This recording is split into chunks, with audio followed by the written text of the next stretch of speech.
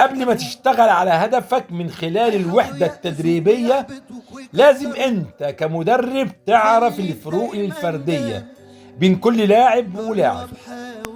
السلام عليكم ورحمة الله تعالى وبركاته. معكم الكابتن سعيد المصري. معنا اليوم موزة ويوسف وخالد، ومعنا كمان الكابتن حمزة. عنواننا الرئيسي اليوم التوافق، وهدفنا الرئيسي التردد الأمامي. لو سألتك أنت كمدرب أنت بتدرب ليه؟ هتقول لي أنا بدرب علشان أعلى بمستوى اللاعب. فعلا كلامك صحيح، ولكن هتعلى بمستوى اللاعب إزاي؟ طرق كتيرة لازم تبدأ بيها، وبداية التطوير هتبدأ من هنا. لكل هدف أكيد ليه مرحلة تمهيدية، طريق والكل لازم يمشي فيه. المرحلة التمهيدية جزء أساسي ورئيسي في مرحلة التطوير.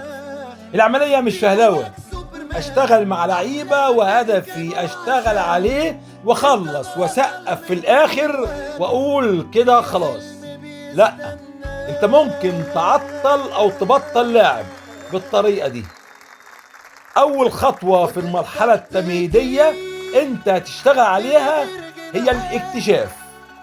2، توزيع اللعيبة على المحطات حسب الفروق الفردية. 3، النقاط الفنية هتتوزع على حسب المحطات والفروق الفردية اللي في كل محطة. 4، التدرج. العملية الانتقالية من مرحلة لمرحلة لازم تكون بحساب. مش شرط أعمل عملية انتقالية في المحطات كلها في وقت واحد. احنا عارفين وشغالين على الفروق الفردية، علشان كده هتقدر تطور من لعيبتك.